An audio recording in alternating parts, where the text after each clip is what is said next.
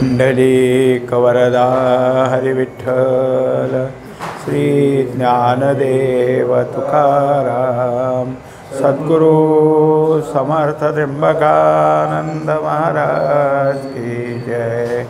माऊली ज्ञानेश्वर महाराज की जय। शांति ब्रह्म एकनाथ महाराज की जय। श्री गुरुदेव दत्त। चिरंजीव पद यातल्या 16 ओव्या झाल्या होत्या। शब्द हा विषय कसा गुंतवतो हे सांगून झालं। नाना मृदू आसने घालिती विचित्र पर्यंक निद्रे प्रती नरनारी शुश्रूषा करती तेणे धरी प्रीती स्पर्श गोडी। आता स्पर्शाची गोडी सुद्धा कशी गुंतवते तर वेगळ्या प्रकारचं आसन बसायला किंवा झोपण्याकरता मऊ गादी अशा तऱ्हेचं घालून व पुरुष आणि स्त्रिया शुश्रूषा करतात। कोणी पाय दाबतं, कोणी हात दाबतं, म्हणजे याप्रमाणे सेवा चाललेली असते आणि हे सगळं गोड लागतं। हे गोड लागायला लागलं तर ह्याच्यातच तुम्ही गुंतून राहाल, तुम्हाला हेच आवडायला लागल। हे सुद्धा परमार्थाला अडचण करणारच आहे। रूप विषय कैसा गोवी वस्त्रे भूषणे देती बरवी तेणे सौंदर्य करी जीवी देह भावी श्लाघ्यता। आता दुसरा आला विषय रूप। शब्द झाला, स्पर्श झाला, आता रूप विषय। रूप विषय काय करल, तुम्हाला चांगल्या प्रकारचे कपडे देतील, अंगामध्ये घालायला अंगावर नेसायला कपडे देतील, फुलं माळा किंवा आणखीन कोणत्या प्रकारचे दागदागिने देतील। हे सगळं अंगावर घातलं म्हणजे तुमचं सौंदर्य वाढेल, तुम्ही दिसायला अत्यंत काय आहे की सुंदर दिसाल आणि आपण फार छान दिसतोय हे आपल्याला कळेल आणि दुसरे आपली स्तुती करतील। हेच काय आहे देहभाव वाढवणारी देहभावी श्लाघ्यता, म्हणजे देहाचा पुन्हा पुन्हा प्रेम निर्माण होईल आणि त्याच्यात तुम्ही गुंताल। रूप विषय ऐसा जडला रस विषय कैसा झोंबला जे जे आवडे ते ते याला गोड गोड अर्पिती। आता रूपाचं झालं की रसाचं आलं, मग त्याच्यात सुद्धा काय आहे की कधी करणाराच्या आवडीचा आणि कधी खाणाऱ्याला काय आवडतं हे बघून अनेक पदार्थ केले जातील। अनेक पदार्थ खाऊ घालण्याची तुम्हाला काय आहे आग्रह करून खाऊ घालतील। असे गोड पदार्थ खाऊन मग जिभेला चटक लागल, जिभही तेच खायचं म्हणेल।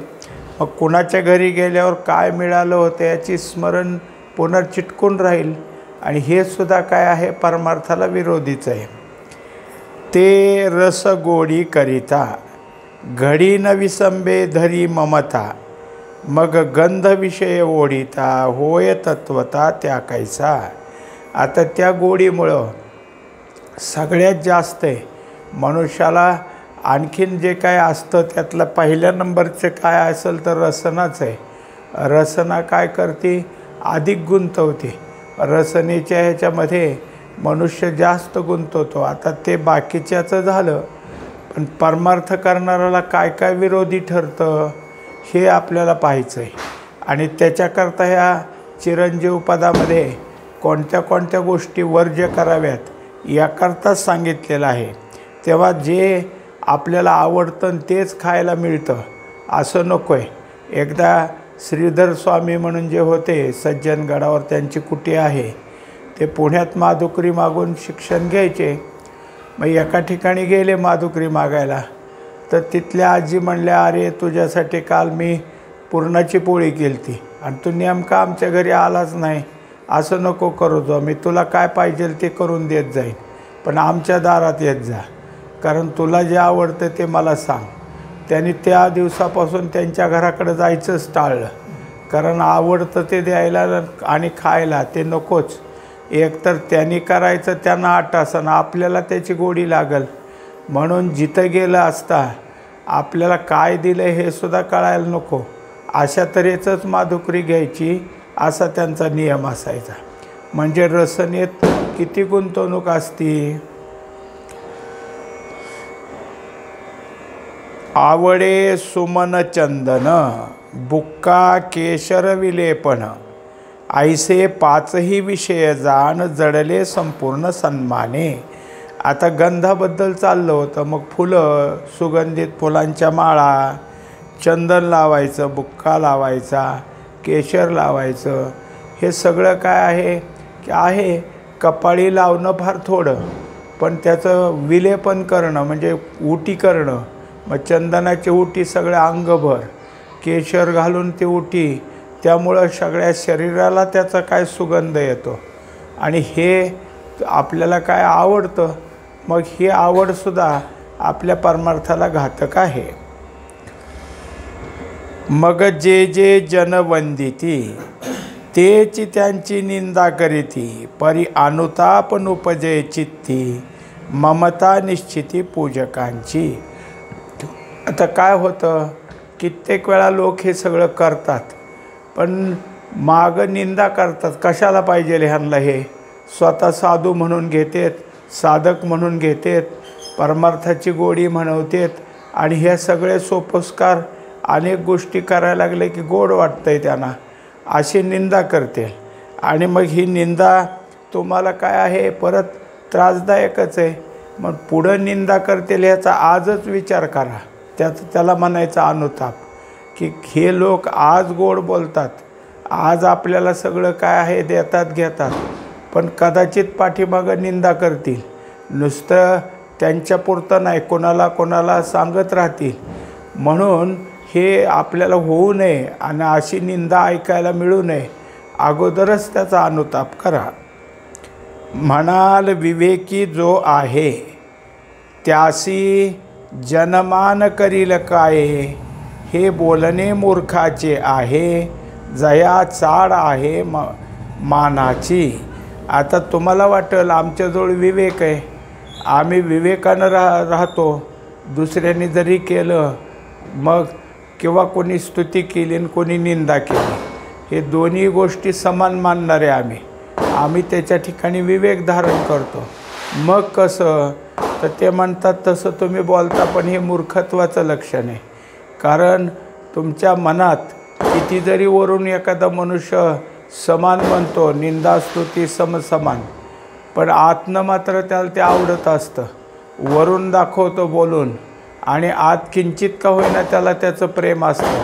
म्हणजे हा मान जर मनाला जास्त गोड लागत असेल तर वर्ण नको तर म्हणायचं आणि परत अजून त्याच गोष्टी करायच्या, असं होईल.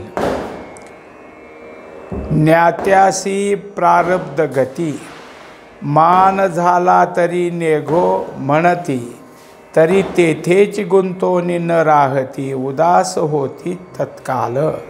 आता त्याच्यात थोडासा अजून विचार मांडला की काय असतं, ज्ञाता जरी झाला आणि असं सगळं परमार्थाचा विचार जरी असला तरी प्रारब्ध गती असते.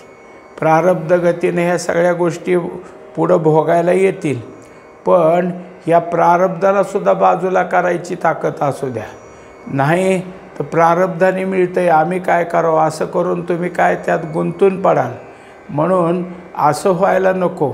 त्याच्याकरता प्रारब्ध गतीसुद्धा आपल्याला नको आहे, असंच झाली पाहिजे. तरच मग काय आहे की आपल्याला जे काय असेल ते होईल. मग यात कसं व्हावं तर प्रारब्ध जरी देत असलं तरी तुमच्या ठिकाणी उदासता असावी. म्हणजे जे मिळतंय त्याच्याबद्दल उदास मन असलं तर प्रियत्व असलं तर ते गोड लागतं, पण उदास असल्यावर कसं गोड लागल. प्रिय नाप्रिय दोन्ही नाही, असं जे उदास आहे तसं तुमची मनाची स्थिती ठेवा. म्हणजे मग प्रारब्धाने मिळालेलं सुद्धा तुम्हाला नको वाटेल. या परी साधकाच्या चित्ता मान गोडी न संडे सर्वथा, जरी कृपा उपजेल भगवंता तरी होय मागुता विरक्त. आता दुसरी गोष्ट अशी की साधकाच्या चित्तात भगवंताविषयीच अत्यंत प्रेम असेल भगवंताची सगळी काय असेल ते मनात धारणा चालली असेल तर कशाचीच गोडी वाटायची नाही. कोणी आणि कितीही शिवाय प्रारब्धाने हे जरी दिलं तुम्हाला तरी तुमच्या ठिकाणी काय आहे, भगवत प्रिय झाल्यावर सगळ्याच गोष्टीबद्दल विरक्तता येईल. म्हणून सगळ्यात महत्त्वाची गोष्ट आहे की परमार्थात भगवंताचंच प्रियत्व अतिशय अंतःकरणात रुजवून ठेवावं. तो विरक्त कैसा म्हणाल जो मानले सांडी स्थळ, सत्संगी राहे निश्चळ न करी तळमळ मानाची. आता यात पुन्हा जी काही विरक्तता आहे ती कशी काय ओळखायची. आपल्या मनात आपण विरक्त भाव धारण केला आहे, कसं ओळखावं. तर जिथं जिथं आपल्याला मान मिळतो आहे तिथनं निघून जायचं. मानाची आशा करायची नाही. करतेत म्हणले की चुकवी करायची आणि जायचं. आणि जिथं सत्संग आहे तिथं जाऊन बसायचं. संताच्या ठिकाणी जाऊन बसल्यावर सगळे संत आपल्यापेक्षा श्रेष्ठ स्थितीचे असले तर आपल्याच एकट्याचं कोण मान करील. मग आपण त्यांच्याजवळ बसायचं. कारण ज्यांची अत्यंत उच्चता आहे त्या संताजवळ बसल्यावर आपल्याकडं येऊन मान करणारे कोणी भेटायचे नाहीत. असं जर वाटत असेल तर ती खरी झाली विरक्तता. मग मात्र तुम्ही विरक्त आहात हे स्पष्ट होईल. मांडिना स्वतंत्र फळ, अंगा येईल अहंता वाढ, न धरी जीविकेची चाड, न बोले गोड मन धरणी. आता स्वतःचाच एखादा फळ मांडायचा, स्वतःच काहीतरी आपण एक काय आहे की महाराज आहेत आणि बाकीचे शिष्य आहेत आपले, एखादा मठ तट ते निर्माण करायचा किंवा असं काहीच नाही. कारण का तर अहंता वाढते. माझंच आहे हे आणि मला हे सगळं चालवायचं आहे अशी अहंता तुमच्याकडं वाढेल आणि त्यामुळं काय होईल, जीविकेची चाड. मग ह्या आपलं झालं इतराचं झालं. जसा एखादा मनुष्य आहे आणि घरातनं बाहेर पडला, आता लागला कुठंतरी हिंडायला. लोक म्हणले अहो घरदार तुमचं आणि इतकं सगळं सोडून देऊन कुठं जाता. म्हणला अहो कितीतरी दिवस झालं रोज हे आण ते आण ते आण हे आण, फार कंटाळलो म्हणला घराला त्या. म्हणले किती माणसं, अहो 4-5च माणसं आहेत पण दररोज काहीतरी मागतात. नको नको झालं म्हणून घर सोडलं मी. आता फिरत फिरत एका मठात गेलो. मग ते मठातले म्हणले अहो बरं झालं आमच्या मठाला चालक कोणी नाही, तुम्ही थांबा. थांबला. मग आता तिथून मठाची गावं कोणची ती शोधली. तिथून धान्य मिरच्या अजून काही गोळा करायला. का तर मठात 50 माणसं आहेत, त्यांच्या पोटापाण्याची चिंता. 5 माणसाचं नको वाटलं आणि 50 माणसाचं करायला लागला. म्हणजे हे मानच आहेत. तेव्हा एकंदरीत ही सगळी काय आहे की चाड निर्माण होईल. जीविकेची चाड म्हणजे दुसऱ्यासाठी करतो आहे माझ्यासाठी करतो आहे का असं म्हणायला उत्तर झालं तर न बोले गोड मन धरणी.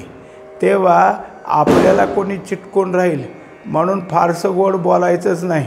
जे काय असेल ते थोडंसं नको बाबा ह्यांच्याकडे जायलाच वाटलं पाहिजे असं काय करावं, नेहमी आपलं राहावं. नावडे प्रपंची बैसणे, नावडे कोणाशी बोलणे, नावडे योग्यता मिरवणे, बरवे खाणे नावडे. आता प्रपंचात बसून प्रपंचाच्याच गप्पा मारायचे हे तर नाहीच नाही, पण उगीच कोणाच तरी काहीतरी विषय निघतो इथला तिथला, गावाचा तालुक्याचा जिल्ह्याचा म्हणा, देशाचा म्हणा, परदेशाचा, आणि ते नाही पूर्ण आपल्याला माहिती आणि त्याच्यात मात्र गप्पा मारायला बसायचं असलंही नको. आणि दुसरी गोष्ट काय की सगळ्यात ह्यांना फार कळतं म्हणून सगळे यायला लागले. आमक्याचं कसं तमक्याचं कसं लागले. कशाचा तरी विषय घ्यायचा आणि तुम्हाला त्यातलं कळतं म्हणून यायचं. असलं मिरवणंसुद्धा नको. म्हणून जे काय असेल ते आपल्याला गुंतवतं आहे ते असं काहीच नको, त्याची आवड धरू नका. नावडे लौकिक परवडी, नावडती लुगडी लेणी, नावडे परान्न गोडी द्रव्य जोडी नावडे. आता त्याच्यामुळं लौकिकात नाव निघतंय हे नको, कोणी कपडे लत्ते दिले, दागदागिने दिले तेही नको, आणि दुसऱ्याने जेवायला बोलवायला आणि त्याच्या घरचं नेहमीच खायला मिळतंय हे तर अजिबात ठेवू नका. म्हणजे या सगळ्या गोष्टीबरोबर नुसतं जेवायचं नाही तर जेवायला घालते तर वर दक्षिणा देतात हे पण घेऊ नका. नावडे स्त्रियात बैसणे, नावडे स्त्रियांचे रडगाणे, नावडे स्त्रियांचे पाहणे, त्यांचे बोलणे नावडे. मग स्त्रियांशी बोलायचं, स्त्रियांचं काय असेल ते त्यांच्या कुठल्या आमचं असं झालं आहे तसं झालं आहे त्यांनी काहीतरी समस्या मांडायची आणि त्याला तोडगे सांगायचे असलंही काही नको.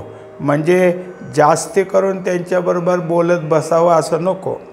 नको नको स्त्रियांचा सांगात, नको नको स्त्रियांचा एकांत, नको नको स्त्रियांचा परमार्थ, करती आघात पुरुषासी.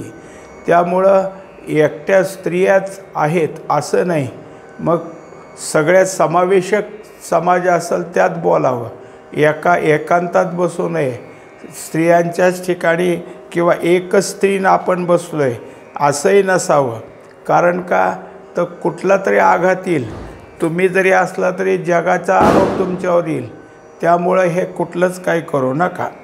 म्हणाल गृहस्थ साधके, स्त्रिया सोडून जावे के, येचे अर्थी उत्तर दिके, ऐक आता सांगेन. मग प्रश्न काढला एक की तुम्ही म्हणाल उगाच स्त्रियांचं संगत नको. अहो आम्ही घरचे आम्हाला लग्न केलं आहे, आम्हाला बायको आहे, घरात आई भाऊजाई बाकीच्या गोष्टी आहेत, आता ह्यांना सोडून देऊन कुठं जावं? म्हणजे ह्यांच्याशी बोलायचं नाही आणि ह्यांचंही काय ऐकायचं नाही असं कसं? तुम्ही सांगता हा नियम आणि मग घरातले कुटुंबियाचं आम्ही काय करावं? तरी स्वस्त्री वाचोनी नातळती अन्य कामिनी, कोण स्त्रिया सन्निधवाणी आश्रयोझणी न द्यावा. तेव्हा आता त्यांनी सांगितलं तुमच्या घरातल्या सोडून दुसऱ्याशी बोलू नका. दुसऱ्यांचं काय असेल त्याचं एकांत नको, अन्य कामिनी दुसऱ्या कोणी नको, आणि जे तुमच्या घरातले त्यांच्याशी जेवढं गरज आहे तेवढं राहू द्या. स्वस्त्री सही कार्यापुरते, पाचारावे स्पर्शावे निरुते, परी आसक्त होवनी तेथे सर्वथा चित्ते नसावे. आता घरातले आई भाऊजाई बहीण ह्या गोष्टी झाल्या, पण स्वतःचीच बायको जरी असली तर कार्यापुरतं तिच्याशी संबंध असावा, तेवढ्यापुरता तिला स्पर्श करावा. एरवी तिच्यात जास्त गुंतून राहू नये. नरनारी शुश्रूषा करती, भक्ती ममता उपजेल चित्ती, परिशुद्ध जो परमार्थी तो स्त्रियांचे संगती न बैसे. ज्याच्या ठिकाणी परमार्थाचीच ओढ आहे त्याला स्त्रीबरोबर किंवा स्त्रियाच्या संबंधात चित्तामध्ये धारण करणं हे आवडणार नाही, तो तिथं रमणारही नाही. अखंड एकांती बैसणे, प्रमदासंगे न राहणे, जो निस्संग निराभिमाने त्याचे बैसणे सर्वथा. एकंदरीत काय आहे, एकटं बसायचं एकांतात, तिथं कोणी नसलं पाहिजे. आणि स्त्रियांचा संग तर नकोच नको.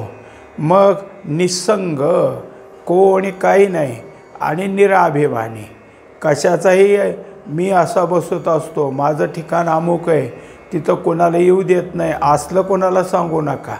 तुम्ही कुठं बसता, कसं बसता, किती बसता, ते तुमचं गुप्त ठिकाण असावं. अगर तिथं कोणाची वर्दळ नसेल असं ठिकाण असावं, आणि मगच त्या ठिकाणी बैसत जावं. त्याचे बैसणे सर्वदा. असा जो बसत असेल त्याचा परमार्थ चालतो. कुटुंब आहारा कारणे, अकल्पित न मिळे तरी कोरान्न करणे, ऐशी स्थिती जई वर्तने, ते जाणणे शुद्ध वैराग्य. आता दुसरं सांगितलं की एखाद्याचं घर आहे, तो परमार्थ आहे, परमार्थ करतोच, पण घरातल्याचं कोण बघणार? कोणी समजा बायको आहे, आई आहे, अजून कोणी असेल भाऊजाई, हे सगळे परस्वाधीन आहेत, म्हणजे ह्याच्यावर अवलंबून आहेत. मग काय करावं? मग त्यांच्यापुरतं काय असेल ते बाहेरचं उद्योग करून त्यांचं आहाराचं भागवावं. पण समजा तुम्हाला बाहेरही कुठं जायचं नसलं तर त्यांच्यापुरती मादुकरी किंवा काय भिक्षा मागावी, पण ते कदान्न. म्हणजे एक पंढरपूरला असं एक होतं स्थळ किंवा अशी एक जागा होती, ते महाराजच होते, त्यांना आयाचित वृत्तीचे महाराज होते. म्हणजे कोणी दिलं तरच त्या दिवशी स्वयंपाक करायचा, आणि जे दिलं आहे त्याचाच. एखाद्याने काहीतरी भाजी पालेभाजी आणून दिली, भाकरीचं पीठ आणून दिलं तर आज ते. कोणी काय आहे भाकरीन पिठल्याचं दिलं, बेसन पीठ अमुक, त्याचं आज. म्हणजे जे लोकांनी दिलं आहे, एखाद्याने पुरणाचं सामान दिलं तर पुरणपोळी. म्हणजे जे देतील तेच त्याप्रमाणे काय करायचं. असं जर काय असेल त्याला आयाचित वृत्ती म्हणायचं. आपल्या ह्याच्यामध्ये नाथरायानं बरं दिलं आहे की काही कसे असतात, बाजार उठून गेल्यावर तिथलं धान्य गोळा करायचं, एक एक एक एक एक एक, आणि त्या धान्यावर आठवडाभर काय असेल ते टिकवायचं. मग काय ज्वारी सांडली असेल, तांदूळ सांडले असतील, गहू, ते गोळा करून 8 दिवस, कारण बाजार 8 दिवसानं ना, पुन्हा बाजार संपला म्हणजे अजून गोळा करायचं. अशी काय वृत्ती. म्हणजे जे काही आपल्या वृत्तीला ठरलं असेल तसं, आणि त्याप्रमाणे आपल्या घराचंही भागवायचं आणि आपलंही त्याप्रमाणे वागायचं. ऐसी स्थिती नाही ज्यासी, तो कृष्ण प्राप्ती कैची त्यासी. या लागे कृष्ण भक्तीशी ऐशी स्थिती असावी. एकंदरीत ज्याच्या ठिकाणी या सगळ्या गोष्टी सांगितल्यात, असा नियम टिकून जर वागत असेल तरच त्याला भगवंताची प्राप्ती होईल. आता भगवंत म्हणजे कृष्णाचं इथं सांगितलं, कृष्णप्राप्ती म्हणजेच भगवत प्राप्ती. ती जर करायची असेल तर तुमच्या ठिकाणी असे सगळे जे काही सांगितलेले नियम आहेत त्या सगळ्या गोष्टी तुमच्या ठिकाणी असल्या पाहिजेत. या लागी कृष्ण भक्तीशी ऐशी स्थिती असावी. तेव्हा भगवंताची भक्ती करायची असेल तर मनात या प्रकारची स्थिती असावी. या स्थिती वेगळा जाणं, कृष्णी मिळे तो अज्ञान, तो सकळ मूर्खाचे अधिष्ठान, लटके तरी जाण देवाची. आता त्याच्या ठिकाणी या स्थितीला वागत नाही, आणि मग मी कृष्णाला प्राप्त करून घेतलं आहे, कृष्ण मला प्रसन्न झाला आहे असं सांगतो. मग हे तर शुद्ध अज्ञान आहे. कारण काय की जो काय असं बडबड करून सांगतो आहे, मग त्याचं काय, या नावे अद्वैत खरे ब्रह्मज्ञान, अनुभवा वाचून बडबडते. ज्याच्या ठिकाणी अनुभव येत नाही बडबड तर करतो, माझं असं जर आहे, माझं तसंच आहे, त्या ठिकाणी काय उपयोगाचं आहे. मग त्याच्या ठिकाणी कृष्णभक्ती आहे हे वरकरणी दाखवतो, बाकीचं काही नाही. म्हणजे त्याचं सगळं कसं आहे, खोटेपण आहे. बाहेर गेलं म्हणजे सांगताना सांगायचं, सकाळी पहाटे 5ला माझं स्नान होऊन जी पूजेला सुरुवात होती ते 10 वाजेपर्यंत मी पूजा अर्चा सगळं करतो किंवा पोथी वाचतो, हे बाहेर सांगायचं. आता बाहेर सांगायला असल्या गोष्टी काय करायच्या, तुम्हाला करायचं तर करा, पण नुसतं सांगणारे काय असतात त्यांच्या ठिकाणी ह्या गोष्टीचा काही नाही. म्हणजे लक्ष तर बाहेर. आपण एखादं काय वाचायला लागलो, करायला लागलो, तर बाहेर कोणी आलं तर त्याच्या कानावर जावं, एवढ्या मोठ्याने ओव्या वाचायच्या, एवढ्या मोठ्याने काहीतरी करायचं, का तरी येणाराच्या कानावर गेलं पाहिजे, आणि त्याने हाका मारून मारून जाऊ द्यायचं. आणि पुन्हा गाठ, तुम्हाला कळत नाही का माझं काय चाललं होतं, ही वेळ असते का तुम्ही इथे येण्याची, असं काय करायचं, त्यालाच बोलून दाखवायचं, हे नाही. मग हे कसं आहे, तो सकळ मूर्खाचे अधिष्ठान, म्हणजे आपला परमार्थ उघडा दाखवतो, तो सगळं काय आहे, मूर्खत्वच आहे. लटके तरी आण देवाची. मग आता हे जर खोटं असेल तर मी देवाची शपथ घेऊन सांगतो तुम्हाला की असं खोटंच आहे सगळं. हे बोल माझी मतीचे नवती गा साचे, कृष्णे सांगितले उद्धव हिताचे, मी साच ते बोलिलो. आता तुम्हाला वाटत असेल कुठनं हुडकून काढले, नाथराय स्वतः म्हणतात. माझं नाही म्हणले, माझ्या मनातलं सुद्धा नाही. हे सगळं भगवंताने उद्धवाला सांगितलेलं आहे. आणि उद्धवाच्या दोन गोष्टीत, एक जसं ह्याच्यामध्ये नाथरायाने लिहिलेलं एकनाथी भागवत जे आहे 11व्या स्कंदात, तिथंसुद्धा भगवंताने उद्धवाचा संवाद दाखवला आहे. आणि दुसरं उद्धव गीता म्हणून एक आहे, अनेक गीतापैकी उद्धव गीता, त्यातही भगवंताने उद्धवाचा संवाद आहे.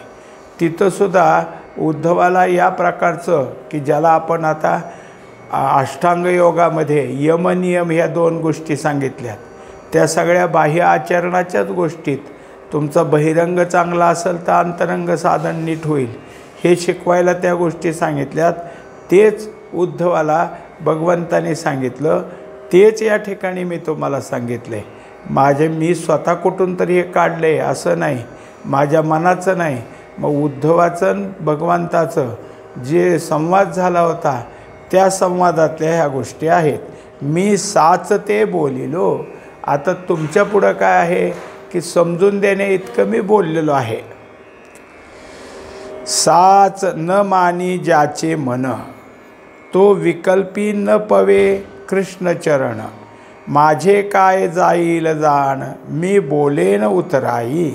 आता त्यात काय, ज्याला माझ्या बोलण्याचा संशय येईल तो विकल्प धारण करील. असं कुठं असतं काय? हे कुणीच सांगत नाही. असं कुठं झालं आहे काय? तुम्हीच कृष्णचरणाला अंतराल. तुम्ही जर असं नाही केलं तर तुमची भक्ती शुद्ध होणार नाही. आणि शुद्ध भक्ती नाही झाली तर माझं काय जायचं आहे त्यात? म्हणजे एकंदरीत काय आहे की मी बोललो म्हणजे तुमचं उतराई होण्याकरता बोललो. जसं काय आहे त्या नाथराय सांगतात की आज जरी नाही कळालं तरी दुसरा येईल. म्हणजे जर आज नाही कळलं तर पुन्हा दुसरा जन्म येईल. म्हणजे पिंगळा ह्याच्यामध्ये त्यांनी तेच सांगितलं की आम्ही सांगतोय ते नीट ऐका. पिंगळा हा काय त्यांच्या एका ह्याच्यातलं रूपक आहे की तो भविष्यासारखा सगळ्याचं वर्तन सांगतो आणि नित्य त्याचं तेच असल्यामुळं त्याचं भविष्य हे थोडंफार सत्य आहे. तेव्हा त्यांनी सांगितलं की मी तुम्हाला सांगतो हे नाही कळालं तर मग तुम्हाला दुसरा जन्म घ्यावा लागेल. त्याच्यापेक्षा आम्ही सांगतो आहे ते नीट लक्षात घ्या. तसं नाथांनी इथं सांगितलं आहे की तुम्हाला जर माझं आवडत नसेल आणि विकल्प वाटत असेल तर आमचं काय जायचं आहे, तुम्हीच कृष्णचरणापासून दूर राहाल. साधावया वैराग्य ज्ञान, मनुष्य देही करावा प्रयत्न. सांगे एका जनार्दन अनेक प्रयत्न असे ना. तेव्हा तर तुम्हाला साधक व्हायचं असेल तर साधकाला ज्ञानप्राप्तीची गरज असते. वैराग्याशिवाय ज्ञान टिकत नाही. विरक्ती वाचून काही ज्ञानाशी तगण्याची नाही. म्हणजे ज्ञान विरक्तीशिवाय टिकत नाही. म्हणून हे तुम्हाला सांगितलं. आणि मनुष्य देहात हाच प्रयत्न फार महत्त्वाचा आहे. त्यासाठी तुम्ही हा प्रयत्न करावा. म्हणून मी जनार्दन स्वामीची काय आहे की मनामध्ये धारणा तयार करतो आणि त्यांचं स्मरण करून तुम्हाला या सगळ्या गोष्टी सांगत आहे. अशा तऱ्हेनं आपण हे आता पाहत होतो हे चिरंजीव पद ते 42व्याचं पूर्ण झालेलं आहे. श्री गोपालकृष्णार्पण वस्तू. आणि जे 8 ग्रंथ आपण घेतले होते नाथरायांचे पहिल्यापासून इथपर्यंतचे सगळे 8 ग्रंथ आपले आता पूर्ण झालेले आहेत. आता आपल्याला उद्यापासून जे नवीन चालू करायचं आहे ते नवीन असं करायचं एक इच्छा आहे मनामध्ये की अण्णांचेच विषय घ्यायचे. नरतनू, आयुष्य, अध्यास आणि ह्याच्यावर जे काही असेल 1-2 दिवस तेच सगळं वाचन आणि जितकं त्यातनं मोकळं करून समजून सांगता येईल ते सगळं करावं. म्हणजे उद्यापासून त्या ग्रंथाची सुरुवात होईल. पुंडलिक वरदारी विठ्ठल श्री ज्ञानदेव तुकाराम सद्गुरु समर्थ त्र्यंबकानंद महाराज की जय. माऊली ज्ञानेश्वर महाराज की जय. शांती ब्रह्म एकनाथ महाराज की जय. श्री गुरुदेव दत्त.